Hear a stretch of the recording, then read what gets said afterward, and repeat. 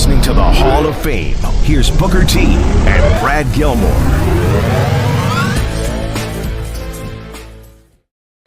Welcome inside the Hall of Fame. I'm Booker T, 6-time world champ, 2-time Hall of Famer. Got my man Brad Gilmore here with me. We ready to do this thing, y'all. We get ready to do it because here in the H, it's hot, and it's about to get hotter, man. How you doing, Brad? How you feel, man? I'm feeling good, Book. No, you're supposed to say like a monster. Yeah. Hey, why would man. I ever say that? Hey, man, I'm just kidding. You ever seen the movie The Hulk? Yes, I've seen the movie The Hulk. Incredible Hulk is this scene when the guy get on the helicopter and he's getting ready to go fight the Hulk, and the brother across from him, and he asks him, "How you feeling, man?" And he look at him and he goes, and he's got his eyes all red. He goes, "Like a monster." That scene for me, man. You know me, man. I'm all about scenes, man. Which Hulk was this though?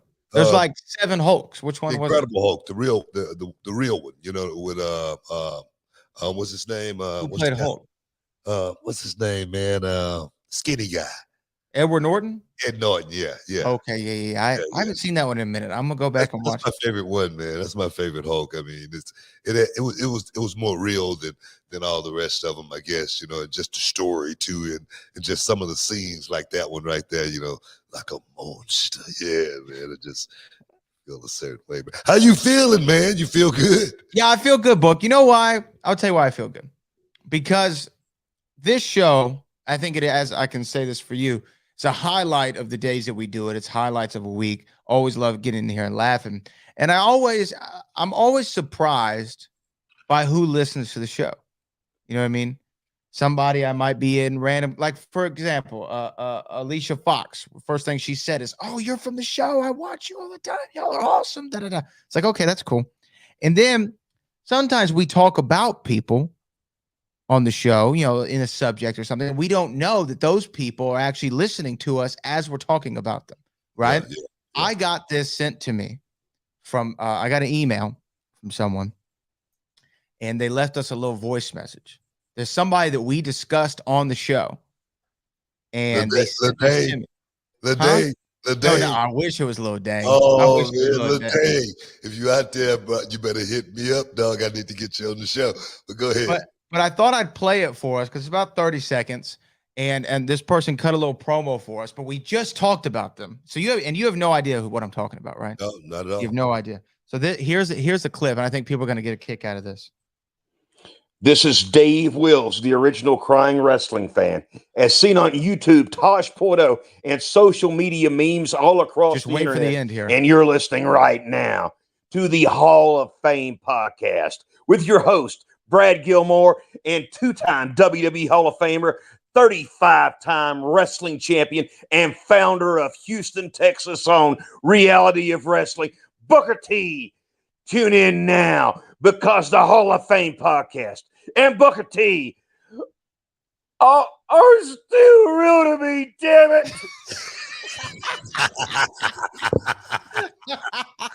What up, Dave? Dave, they're still real to me, damn it. Was that really him, man? That's him, man. Oh, That's man. him. Awesome, dog. That's so cool, dog. He messaged me and said he listens to the show all the time, and it popped him huge that we were talking about him on the show recently. That's so awesome, man. I swear to God, man. That's so freaking awesome, man.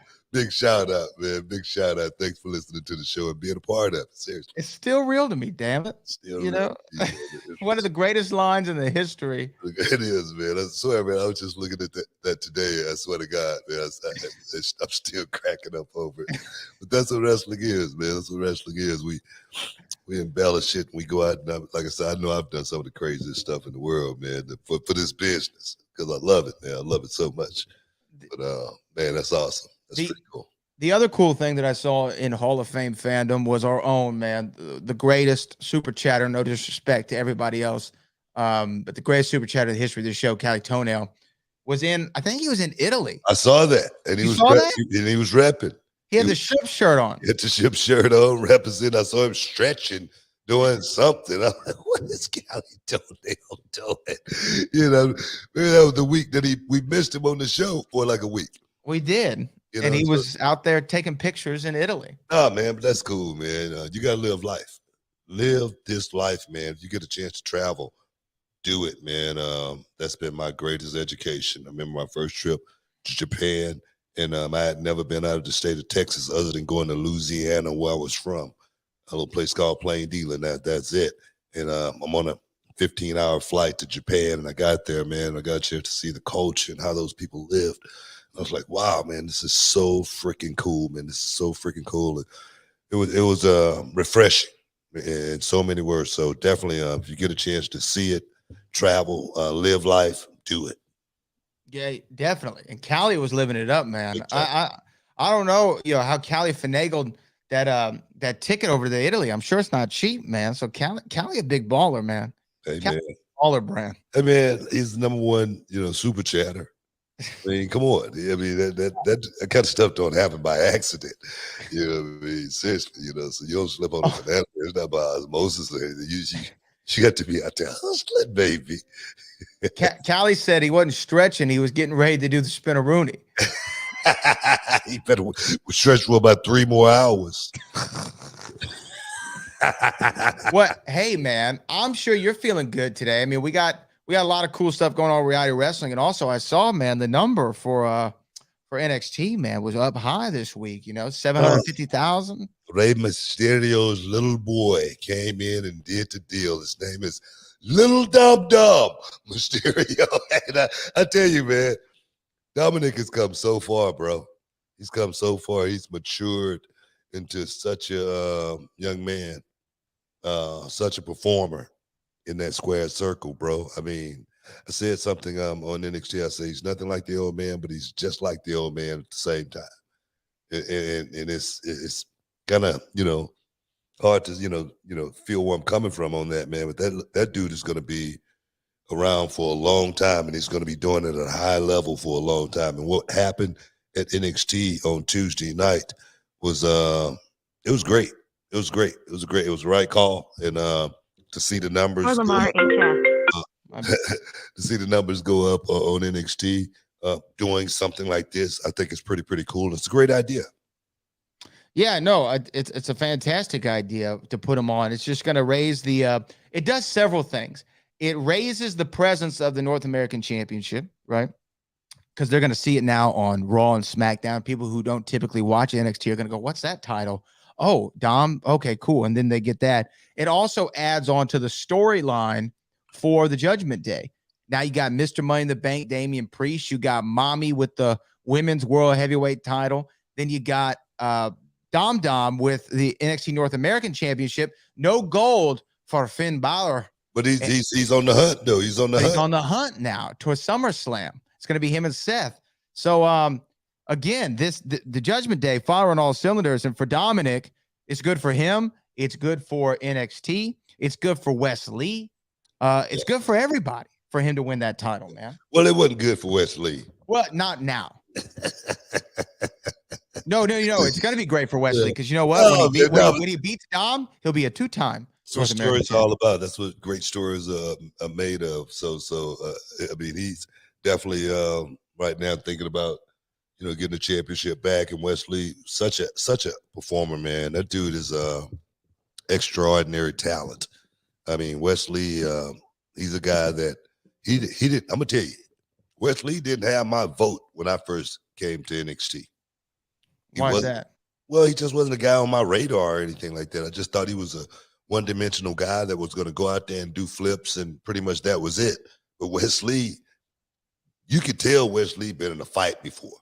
You could tell he's been in a couple of scraps, and his performance definitely tells me that. So when he goes out and do it the way he's done it over these last 3, 4, 5 months, good God, man, he's been delivering some of the most awesome performances. So I give Wes Lee top-notch dude in NXT, seriously.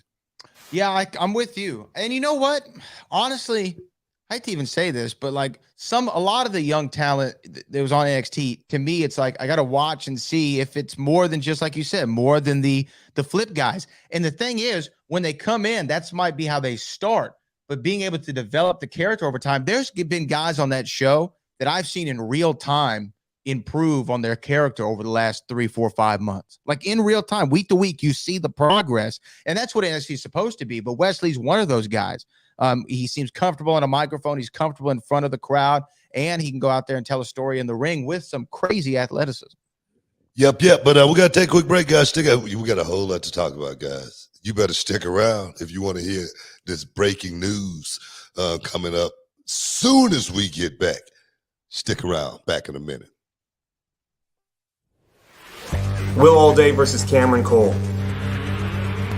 Texas champion versus Reality of Wrestling champion. Years in the making. Ex-best friend versus ex-best friend. I know what I'm getting into. I know you're one of the most exciting, high-flying wrestlers in the business today. And for every punch you have, Will, I know the counter punch. Long ago, the years where we used to train together, and I remember every move. I remember everything in your arsenal, Will. So what is it gonna take? You see, for me, I'll do whatever it takes, and you're gonna find that out, Will. Will Allday versus Cam Cole once again. But this time it's gonna be different. It's not gonna be best friend versus best friend now. It's not gonna be me looking in your eyes knowing that at the end of this, we just wanna see who the better man is. Yeah, let's talk about that match.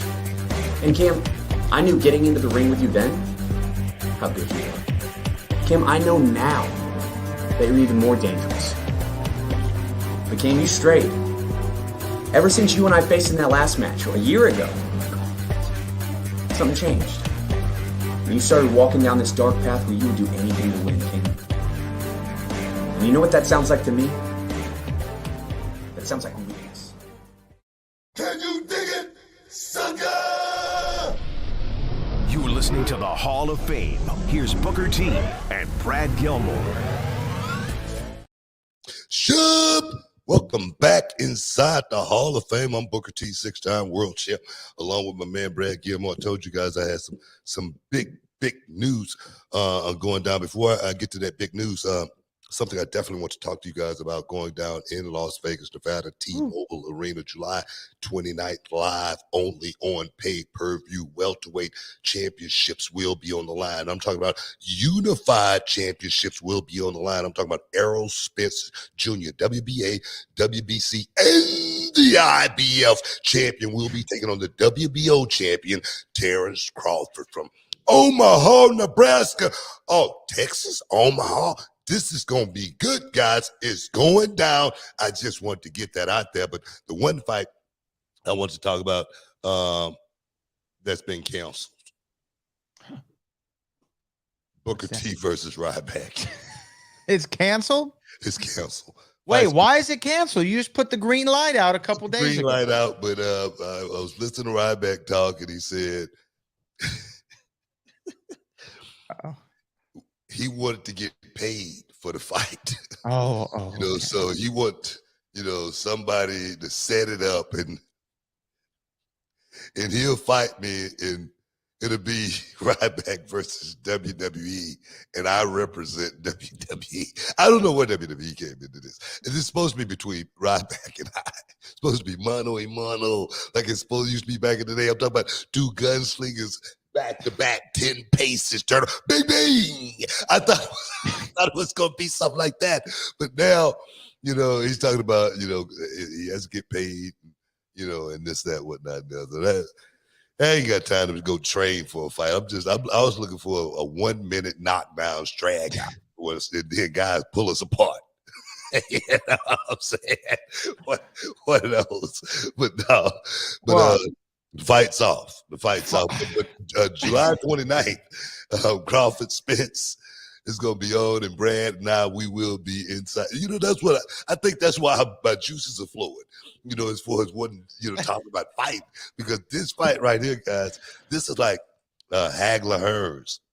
This is like Leonard Hagler, Duran Leonard. This is like throwback to that era for me, because I grew up. I love watching those guys go out there and mix it up in that era, because the middleweight, welterweight guys, they were so ambitious about who was the actual top dog. Was it Marvin Hagler? Was it Roberto Duran? Was it Sugar Ray Leonard? Was it the Hitman Tommy Hearns? And those guys are willing to get in there and mix it up. I remember when it finally happened. Sugar Ray Leonard, when he finally said he's going to put his name on the contract on the dotted line to fight Marvelous Marvin Hagler, the world was so highly anticipated, waiting on that fight. And for me, as a young little boy, I was highly anticipating it. And I tell you, it lived up to the billing, because everybody thought Marvin was going to go out there and pretty much destroy Sugar Ray Leonard. But Sugar had the sugar that night, man. I'm talking about his legs. He was fast. He was quick. He looked good. He was pretty. Everything worked out. And I tell you, when he got that decision, Marvin Hagler left the country and never came back. Well, we're going to find out what's going to happen between Spence and Crawford in Las Vegas, Nevada. Hey, like I said, that's why my juice is flowing, I think. I mean, you're hyped up, Book. You're hyped up. Yeah. I am a little disappointed, I'll be honest with you, because, it just seems like every time, and you know what? Look, I'm just a journalist. I'm just pointing out what I see, right? An invite goes out to Ryback initially for the show. Then he comes back with, well, before I do that, I got to get this. Conditions. Then he's like, I want to fight Booker T. He uses the P word. He uses the B word.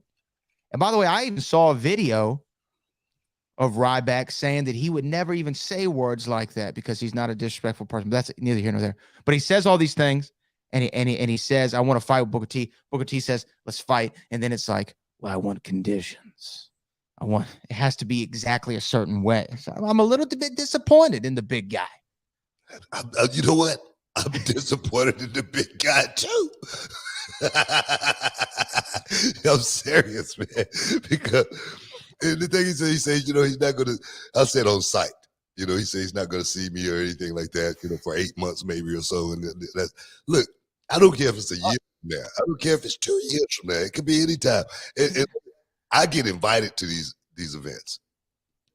What is he saying? He don't get invited to most of these big events? I guess not. I don't know. You know why? It's a reason why. And I'm going to just leave it at this, because he sucks. That's as deep as I'm going to get. All right. You know what? We're going to end it there then. Okay. Yeah. Quote it. Put it out there. Put that out there. And the invitation for on site is still, it's still out there. I'm not going to rescind that. If you could put it out there, like I said, on your little site, on your little YouTube channel or whatever you got, and say that, you don't mind that happening, just so, like I say, I won't get sued or anything like that. I'll show you, what kind of little B I really am. So all right. Let's just leave it at that. Let's leave it at that. Well, hey, Book. Some good news out there in the world. Talk about it. No. It's some great news. Like I say, for me and you, going to Vegas in a couple of weeks. I'm so geared up to getting back in action. Oh, yeah. Oh my God, it's gonna be good. It's gonna be real good. But like you say, the numbers on NXT are up. Let's talk about the numbers. What do you think about that? I think it's awesome. Well, I think it again. We talked about this with Seth Rollins when he came and did the World Heavyweight Championship match on the show. I mean, I think y'all were close to 1 million almost that night, like 900-something thousand. This definitely shows that the idea that we heard from Nick Khan a few weeks ago, where he was talking about treating NXT as a third brand and having talent who might be considered main roster coming and doing more shots on it. I feel like every week now there's like another name on the show. Which can only help. I mean, y'all are NXT's putting a lot of stock back in Baron Corbin, the Lone Wolf. I really like that too, man. I really do. I'm serious. I really like the vignette. The vignette was cool. Baron, it really puts him in a different light. I think on the main roster, sometimes, man, you can get stuck in a rut and find those moments to where I hate this term right here, but we ain't got nothing for you. You know what I mean? When you start hearing that, it's a problem. So for no, for Baron Corbin to be back in NXT, to be able to reinvent himself all over again, those packages, man, they go a long way. And for me, I've always been a Baron Corbin fan. Always been, just because he's been that heel's heel for me.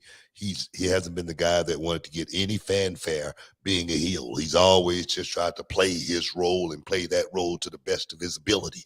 Going through the character changes, you know what, that could be a detriment sometimes. You know, going from that lone wolf character and then end up being Happy Gilmore. Happy Corbin. Happy Corbin. It's all right. You mixed it up. It's all good. You know what I mean? I tried to do that on purpose. Yeah. No, seriously. Like I say, it can water things down a little bit. I think the lone wolf character, especially on NXT, being back on NXT where it started all over again, where it originated, I love the idea. And I think that's the one thing that could definitely push that number, in the right direction. Yeah, I think that Baron Corbin having kind of I agree with you about him always being the guy who never seemed like he was trying to sell T-shirts or get a catchphrase over it. He was trying to be a heel, trying to make and they did a really good job of him for a while, protecting his finish. Nobody would kick out of his finish for a while until Drew did it at WrestleMania 38. So they did a lot of good with him. Now, going back to the Judgment Day thing, this is an article that came out from PW Insider Elite that said WWE was overjoyed with the Judgment Day's appearance on NXT and credits them with helping the boost in ratings. As Mysterio is the North American champion, he'll be bringing the title belt to Raw. According to the report, we are told that currently there are plans in place for at least the next month, possibly longer, for members of the Judgment Day to appear regularly on NXT TV, as well as beyond the 2023 Great American Bash Premium Live event. Mysterio is set to face Mustafa Ali at the Great American Bash at the HEB Center at the end of the month. I love it, man. I love it. One thing about even though Judgment Day been doing a hell of a lot on the main roster, it's still one of those things to where everybody can't be getting a piece of the action all at one time, and to be able to move pieces around like this, moving somebody down to NXT for a second, knowing where they are, just because I think you can move someone like Dominic in that position, just because, man, he's like more over than anybody on the show. He's got like Vicky Guerrero heat, back it's crazy. I'm serious, you know what I mean? So I like the idea. I like the juggling around, but we got to take a break. I know you got a whole lot you want to talk about. It's all right. We got super chats too. Super chatters. We got everything. And when I say everything, I mean everything. Stick around, guys. You're in the Hall of Fame. We'll be back in a minute.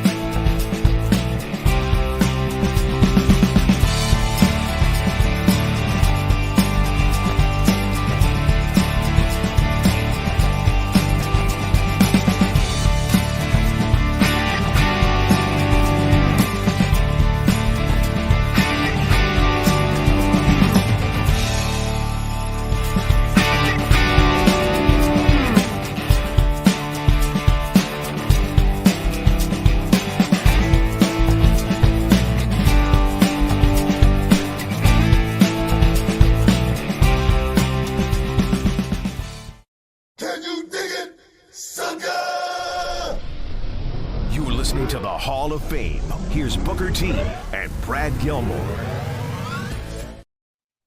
Welcome back inside the Hall of Fame. You were just talking a little everything, sports and entertainment, boxing, because Brad and I will be out in Vegas on July 29th at the T-Mobile Arena. It will be live only on pay-per-view. Errol Spence Jr. taking on Terrence Crawford for the Unified Championships, the WBA, WBC, and the IBF.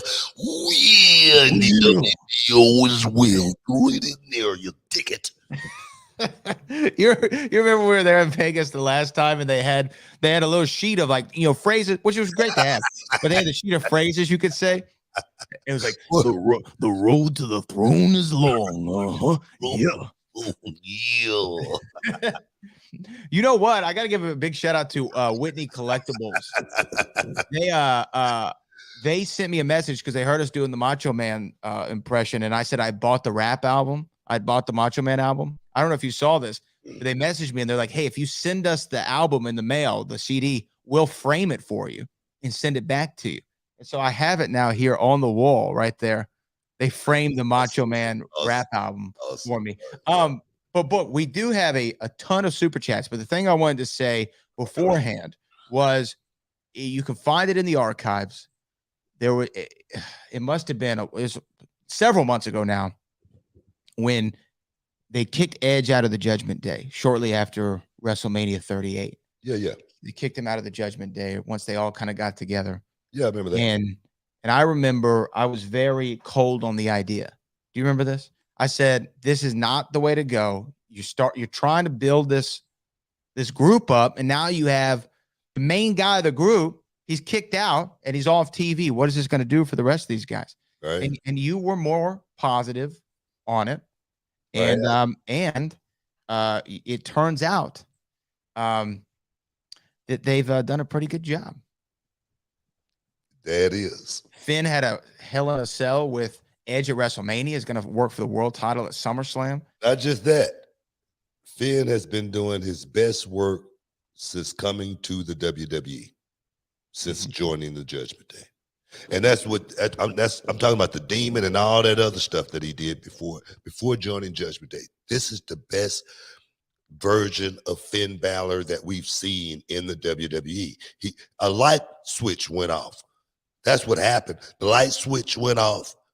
He figured it out, and this is the main result of it. I'm gonna tell you, dog. I know. Look here. I know what I'm talking about when it comes to stuff like this. And I saw when Edge went out that it was a door just open for someone, and it was just who's going to slip in there and take advantage of it. You got a quote from me or something you want to play from back then? No, I don't. Okay. I wish I had it. I wish I had it up. No. I probably do, actually. I probably could find it. Because I know a lot of times, people look at it, from a fan perspective, and they say, you know what I mean? I hate that because of such and such and such and such. I get it, especially with Edge being the guy, the Hall of Famer, the guy who put the thing together, and then all of a sudden, it implodes and he leaves, opposed to somebody else. There's no way this thing's going to work. It's like the New Day. New Day figured it out, once they got put in the position, they figured it out, and they became, the fan favorites for 15th years. You know what I mean? So you got to know how to do that. And I tell you, man, like I say, this for me, maybe not everybody else, because a lot of people like guys that go out and flip around, and he was one of those guys, and jump off stuff, but for me, this is the best version of Finn Balor since he's come to WWE. Seriously.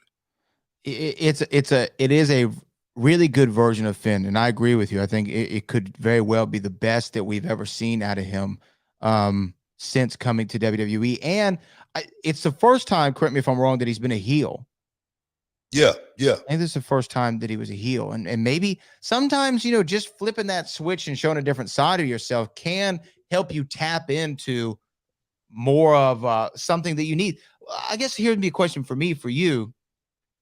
Do you develop your character skills more as a babyface or more as a heel? Or is there a difference? There's a difference, but it's a hard question to answer. But the one thing I always thought about when I was a heel and when I was a babyface, certain things I just would not change at all. I would do it the same exact way that I would do it as a heel, as a babyface, like actually being in the fight. Only thing, as a babyface, I would always just make sure I waited for the heel to initiate the fight. I'm going to be doing film study tonight, and we talked about the Macho Man Randy Savage right now, and he's actually going to be highlighted tonight in film study against Ricky the Dragon Steamboat, and it's not the match that everybody think it is. It's a match from, I don't know, I don't even know where they were, but such an awesome match at the end of it. Macho Man got disqualified. He came off the top rope with the ring bell, bang to Steamboat's throat, and Steamboat, like his larynx was, crushed, and we're going to be highlighting, the artistry of the heel and the baby face and everything that Steamboat did to really highlight that match and really highlight being a baby face and still highlight being in the action of everything, but still staying a baby face throughout the whole time until. So, yeah. So that's the art, man. That's the art. I better make sure I get a couple of people this link too, because they're going to be mad at me if I don't send it out. Make sure you get it to them, brother. Well, I guess my question was for that because I just feel like when you're a heel, you can color outside the lines a little bit more and you can try stuff. I tell you what, I can tell you this. It's best to start out as a heel. Okay, why is that? Well, just because you're working a baby face and you get in, you're having a chance to actually see everything a baby face does, because one day you are going to turn into a baby face, and then when you finally turn, you're going to know exactly, what to do. You know what I mean? So to be able to go out there and guide that baby face is very, very important from a heel perspective. So I think starting out as a heel may be better for, it's just my opinion. That's just my opinion. I could be wrong. Okay. I know we got some super chats. I know we got super chats, man. We only got another segment. We better get to those super chats. All right, we'll get to them now. Super chat. This from Loso Dolo. I think Wes Lee has outgrown the North American title. Do you think it's time for him to move to the top of the card? I don't think Wes Lee has outgrown the North American Championship at all. I mean, he's only had it for a few months. Right. So, I mean, if that's outgrowing something, no, he's a young guy. It's a lot of growth. What does Wes Lee go from here? Where does he go? He go and beat Carmelo Hayes. He go and beat Bron Breakker. I mean, I can see that. It's not that can't happen. But you got Dragunov in the picture. You got so many moving parts. For me, Wes Lee in the North American Championship is synonymous. I said it. Wes Lee could possibly be the greatest North American champion in NXT's history. And to win it again, to win it one more time on top of that, to be able to solidify himself before he actually make it to the main roster by having some notches on his belt. I mean, come on. Before I won the world title, man, I had so many titles under my belt before I won the world title. So many, you know. And now it's not like that. Just think about it. It's not like that. But for Wes Lee, somewhat similar to Booker T, tag team champion, now singles champion. He's going to be the NXT champion. He move to the main roster. You never know. You never know, man. And I think that I agree with you. I don't feel like he's moved past that particular spot yet. And I mean, he obviously his goal is to progress past the North American title, and I'm sure he will. But yeah, we don't need to rush this thing, man. No, let this thing marinate. Marinate. Yeah. Come on, man. Come on, man. Here's my guy, Cali Toenail. And if you find the tenderoni that is right for you. He said, BT Boat. What up, good to be back like Bobby Lashley. I'm excited to see what he's doing with the Profits. Could we be seeing a new faction forming? Yeah, man. If anybody needs to turn heel, it's the Profits. Street Profits. Street Profits turn heel, man. We got something, man. We got a bowl of gumbo cooking, Louisiana style. You know what I'm saying? Yeah, I can see that working out just fine as far as the new Hurt Club. Hurt Club 101, 2.0. Hurt Business. Yeah. Hurt Business. Hurt Club. The same thing. Hurt Business. Hurt. No, they changed the name. Hurt Club. Hurt Club. It's like the Bullet Club, These clubs, people want clubs these days. So, the Hurt Club. It's all about the club, It's all about the club, brother. Put them in the Hurt Club and put them together and stick them out there and let them run. Like everything's taped on social media nowadays, and I wish Macho was around for the social media era.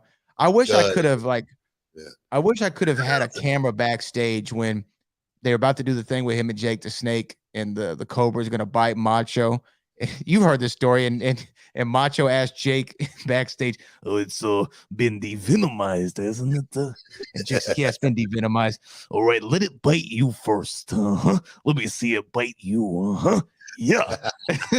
And then it bites. Jake lets it bite him. He goes, "Okay, now just sit here and wait.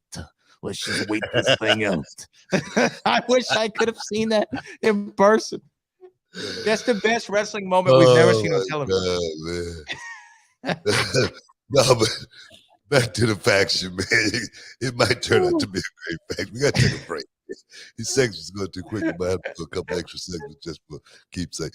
Stick around, guys. You're in the Hall of Fame. We'll be back in a minute.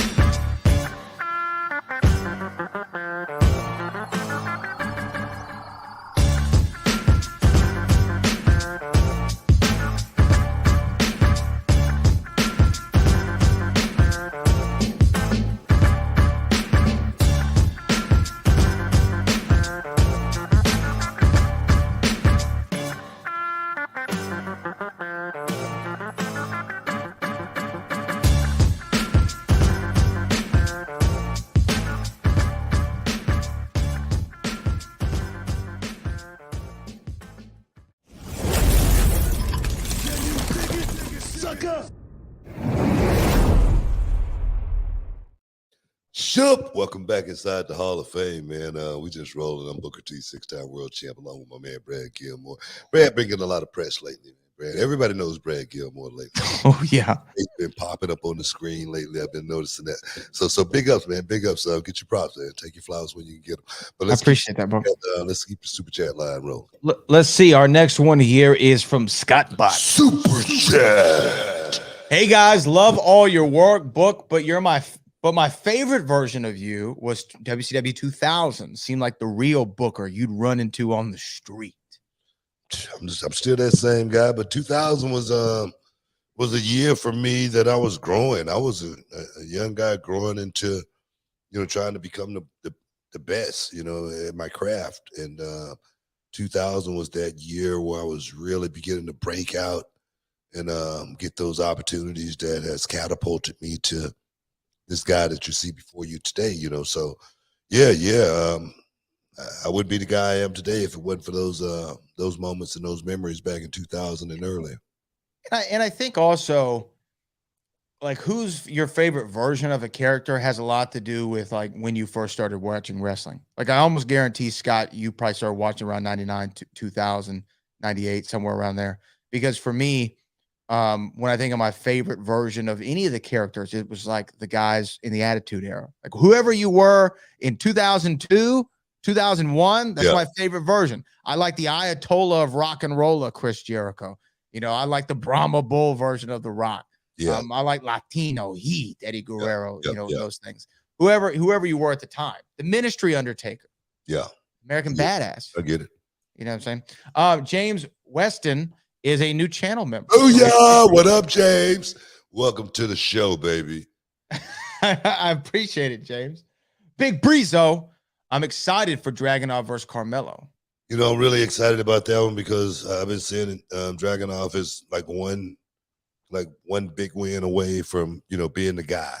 And I'm gonna tell you right now, don't nobody work harder than Ilya the Mad Dragon Dragunov. Nobody. That dude is a hard worker. He's a hell of a talent. And I see him moving to the next level relatively quickly. Oh, yeah. No, I like Dragunov too. And that's another guy, I'll be honest, when I first saw him, I was like, I said something about Dragunov I want to take back. We was talking about, I think Dragunov moving to the main roster and taking on Gunther. And I was like, man, I don't know, man. Gunther might be a little bit too much for Dragunov. But I'm gonna tell you right now, that dude, he's the type that he can work up to whoever level he's put in the ring with. That's what I noticed about Dragunov. Special talent. Let me ask you this. Speaking of Carmelo, how much longer should he and Trick be a twosome?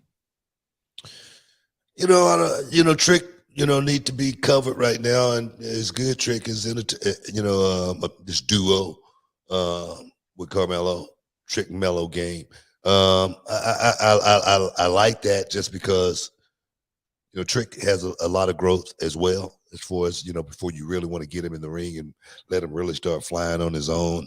So for me, being in a tag team definitely gave cover. For so many years. And then when I broke out from it, I was 100% ready. That's why I say that kind of stuff. No, I feel you. I just, seeing Trick in person at Row, you realize he's pretty big. Oh, he's got all the tools. He checks off every box. Every box, man. Yeah. Like, I don't want to put too much on him and speak too far in advance, but like major titles, I can see in this guy's future. You know what I mean? I really can. No, I'm serious. I mean, just give him jacked. Time. Good-looking cat, a lot of personality, athletic. He's got everything. All right, this next one might be a little bit difficult. We actually might get into a little bit of argument about this one. We'll see. Maybe we won't. Super chat. Mike Edwards. What's up, guys? I had a debate with my friends that almost had furniture moving. Who has the best frog splash? Eddie Guerrero, Rob Van Dam, or Montez Ford? Give you the floor here, Book. That's a hard shot. I mean, Montez get the highest. He gets the highest. From the athletic standpoint, he gets the highest. But Eddie was more precise. Execution was like, I'm trying to get to my point. I ain't trying to go up here and do nothing fancy. I'm trying to hit this spot and get it over with and get the 1, 2, 3. All right. RVD was like radical because he could jump up and turn sideways and come down. He'd jump up and go all the way 180 and catch the guy. So I just think it's a preference, you know what I mean? And it's hard to say who did it better. What's your preference? Well, RVD, I like the radicalness of the way Rob did it, to be honest. And then you know what? You actually broke that down so great because I do agree with you. If you want to talk about like the most athletic, like impressive from the back row, did you see how high that guy jumped? It is Montez. If you want to talk about what I loved about Rob's was not only that he would turn. That first of all, Rob could reach you pretty far. He wherever you were, he would find you and he would alter his body to make it look great. And what I loved about Rob's is he sold it after. Because when you think about it, he's full extension. Your rib cage is coming down on the other guy's sternum, right? That's not going to feel great. So he would always sell it. He'd grab the ribs for a half second before he'd go for the cover. Loved it. But I think Eddie Guerrero has the best frog splash ever. I'm not going to sit here and say, Eddie didn't have the best one. I'm not going to. No, I know it's preference. That's why I say, Eddie was more precise. Eddie was about getting up there and hitting his points. He was almost like a diver, you know what I mean? Trying to get when he landed it, the way he would tuck, the way he would, hold his knees and everything. He was looking for that perfect 10, so that Rob didn't care if he got a 6. As long as he made contact. It didn't look good. You know what I mean? Looking good is, there again, it's relative. Let's keep it rolling. Well, that is, I believe, our last super chat here. No, we have another one. This is from Elijah Vin, who says, "Hey, Book, I know this is off topic, but I wanted to ask, how do you get sponsors like WWE or whoever to do sponsor concerts for Autism Awareness Month? I ask because that's what I'm trying to do." I don't know how you go about that, to be honest with you. That's a really, really hard question, to be honest. I guess you go through their corporate rep. Go to their corporate website. Have to be something like that. I wouldn't have the slightest idea of how you get something like that. I wish I could help you out and be able to point you in the right direction on something like that. But I've never tried to get any sponsorship from WWE myself, and I've been having a wrestling company now for almost 20 years, and I just never thought about going that route. Maybe I should. Maybe you should. Yeah. Maybe you should, but who knows? Elijah, if we could be more help, brother, we would. Absolutely. But I don't know. Let me ask you this, Book. What is your favorite finishing move off the top rope to see? Is it the frog splash? Did you like the elbow drop off the top? I know you had the Harlem Hangover. Is there like a certain off the rope move that you think is the coolest? There's the shooting star press, it was just a great looking finish. I like all that stuff, man. I mean, it's moves there again are just moves. I give me a great standing giant suplex off the top rope any day of the week. I'm happy. I'm like, the video game, stuff. When I see a giant suplex off the top rope, it's. I mean, of course, the 450s and all of that stuff. 450. That's impressive. All that stuff is beautiful. Moonsault. I guess moonsault really is the one move that I think captured me more than anything, because I remember Chavo Guerrero was like the first person I saw do it. But the guy would be standing, and then Great Muta, when he came, and the way he would do it, it had some snap to it, so I don't know, what I mean? I'm not a big top rope fan myself. I'm not a big diver and jumping off stuff guy myself. Yeah, the moonsault, and you know what? Even though it didn't always hit like perfectly, I always liked Lita's moonsault because her head came about 6 inches from the mat, right? Yeah, and it looked like I was just as concerned for her safety as I was her opponent's. But for something about that made the move look so much more dangerous. Yeah. You know what I mean? Yeah. She had a great one. And then there's some people who like Brock, when he did that shooting star. I don't know if I've ever asked you about that. Have I? What we talked about? Do you remember the night when Brock hit the shooting star at WrestleMania? That was 19. Did you? Do you remember the scene? I worked that night. Yeah. I mean, it was something that Brock had did before. So yeah, when he didn't land it, it was like, whoa, And then it's one of those things too, when you think in hindsight, you go, man, he shouldn't have never been doing that anyway. But he's a big guy, he's young, athletic. It's one of those type of deals. You gotta let a horse run sometime. Yeah, but I mean, just what a landing, man. Yeah, what a landing on that one. But I think those are all our super chats for the day. We're gonna be back next week.